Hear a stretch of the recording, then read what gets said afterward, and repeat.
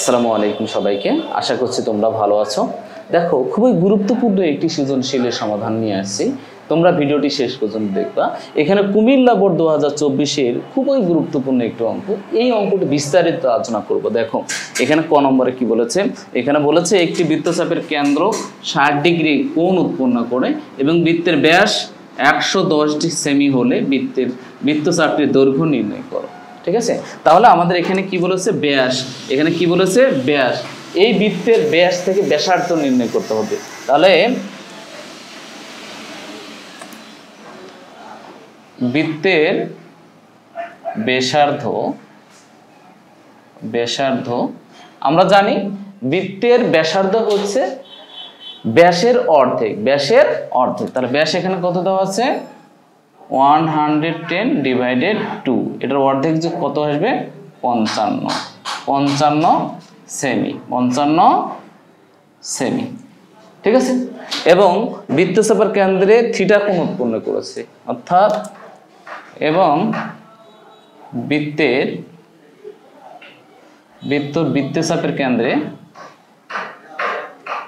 বৃত্তচাপের কেন্দ্রে theta equal to 60 degree কোণ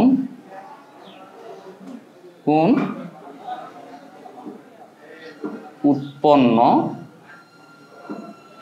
করেছে। ঠিক আছে, এখন আমাদের যেটা চাইছে সেটা হচ্ছে বৃত্তচাপের দৈর্ঘ্য নির্ণয় করো। তাহলে বৃত্তচাপের দৈর্ঘ্যের সূত্র কি,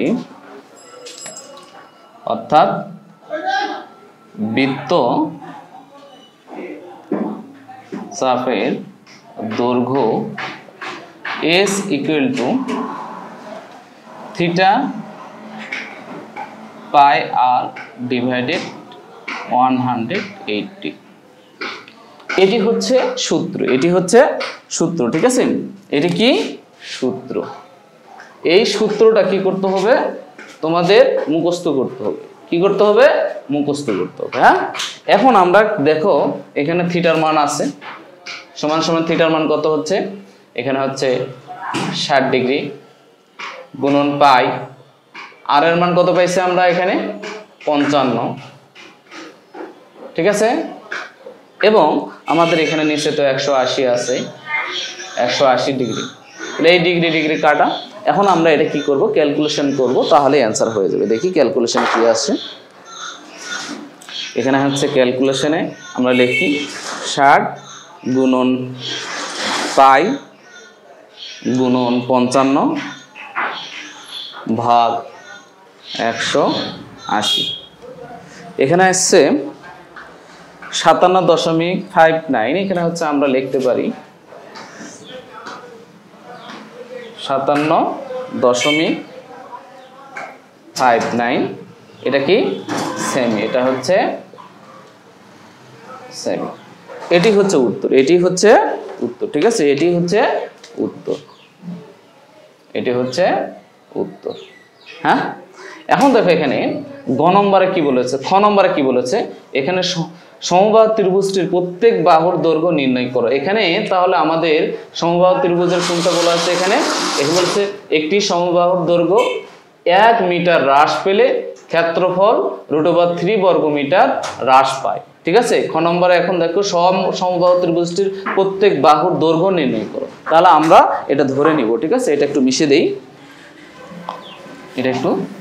দেই। তাহলে এখানে আমরা কি লিখব, এখানে লিখব হচ্ছে খ নম্বর। হ্যাঁ, তাহলে কি লেখা আছে, ধরি সমবাহু ত্রিভুজের প্রত্যেক বাহুর দৈর্ঘ্য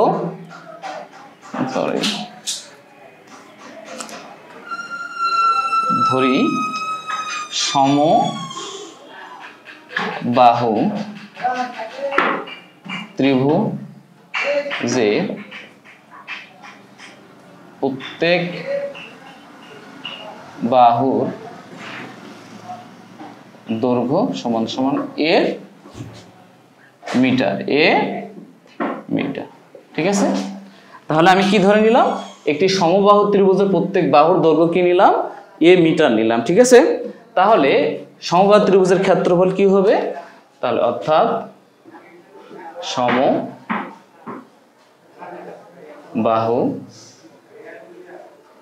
ত্রিভুজের ক্ষেত্রফল হবে।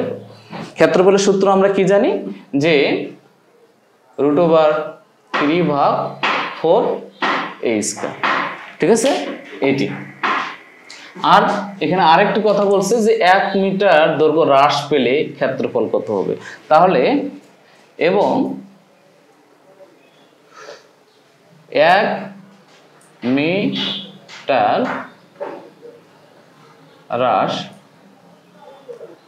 পেলে সমবাহু ত্রিভুজের ক্ষেত্রফল হবে সমবাহু ত্রিভুজের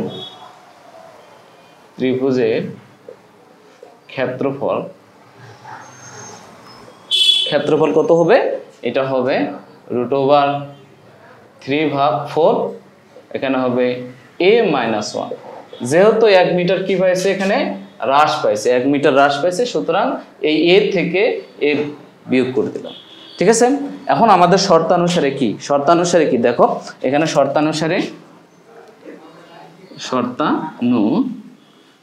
শর্তানুসারে তাহলে কি লিখবো আমরা, এই যে এটা আগে লিখবো √3/4 a² মাইনাস √3/4 a-1 এর উপর স্কয়ার, আর আমাদের এখানে কত হ্রাস পাবে, এটা হচ্ছে √3। এ হচ্ছে আমাদের শর্ত। এই শর্তটা আমরা লিখে ফেলে আমাদের কি করতে হবে, অ্যান্সার করতে হবে। ঠিক আছে, তাহলে দেখো আমরা এটা কমন নিতে পারি, এই অংশটা আর এই অংশটা কমন নিতে পারি, তাহলে বা √3/4, তাহলে এখানে কি হচ্ছে a² মাইনাস, এটা একটা সূত্র পড়েছে দেখো, এটা হচ্ছে a - b হোল স্কয়ারের সূত্র, আমি ব্র্যাকেট দেই, তাহলে এখানে সেকেন্ড ব্র্যাকেট হবে, তাহলে এখানে হবে a² মাইনাস 2a1 প্লাস 1 এর উপর স্কয়ার √3। তো উভয় পক্ষে যদি সমান জিনিস থাকে তাহলে কেটে যায়, আমরা জানি এই √3 কাটা, আর এখানে 1/4, এটা ওই পাশে যে কি হয়ে যাবে, গুণ হয়ে যাবে। তাহলে আমরা এখান থেকে ক্যালকুলেশন করি, a² মাইনাস a² মাইনাস মাইনাসে প্লাস 2a, আর এখানে হবে -1 ইকুয়াল টু 4 কি হয়ে যাবে, এই পাশে যায় গুণ হয়ে যাবে 1 এর সাথে, তাহলে 4 হলো। তাহলে এটা কাটা, ঠিক আছে, তাহলে এখানে কি হবে 2a, a1 ওই পাশে গেলে কি হবে, a1 ওই পাশে গেলে হবে যে 4 প্লাস 1 ইকুয়াল টু, তাহলে দেখতে পাচ্ছি 5, বা আমাদের এখানে কি আসতেছে, যে এর মান আসতেছে হচ্ছে 5/2 ইকুয়াল টু 2.5। এটা কি আমাদের মিটার দেওয়া আছে, তাহলে হবে মিটার, এটা কি হবে, সরি, অর্থাৎ a ইকুয়াল টু 2.5 মিটার। ওকে, এটি হচ্ছে আমাদের অ্যান্সার, এটি হবে অ্যান্সার। কারণ হচ্ছে আমি কি বলেছে, এখানে সমবাহু ত্রিভুজের প্রত্যেক বাহুর দৈর্ঘ্য আমি ধরে নিয়েছি, প্রত্যেক বাহুর দৈর্ঘ্য a হলে আমার এর যে মানটি বাড়াবে এটি হবে অ্যান্সার। ঠিক আছে, এখন আমরা কি করব, গ নম্বর করব। এটা মিশে দেই।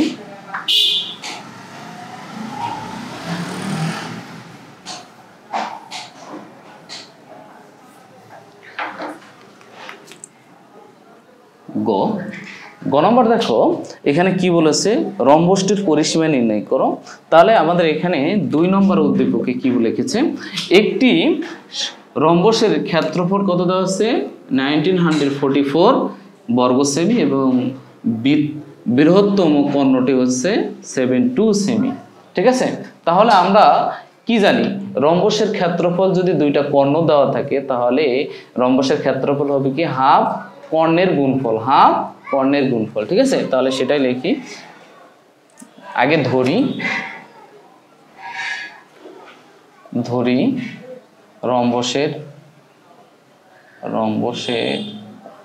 বৃহত্তম কর্ণ D1 ইকুয়াল টু কত দেওয়া আছে, 72 সেমি, এবং যেহেতু এখানে D1 ধরলাম ক্ষুদ্রতম কর্ণ, তাহলে কি হবে, D2 হবে। রম্বসের ক্ষুদ্রতম কর্ণ D2, ঠিক আছে। এখন আমরা কি করব, রম্বসের ক্ষেত্রফলের সূত্রটা লিখব, অর্থাৎ রম্বসের ক্ষেত্রফল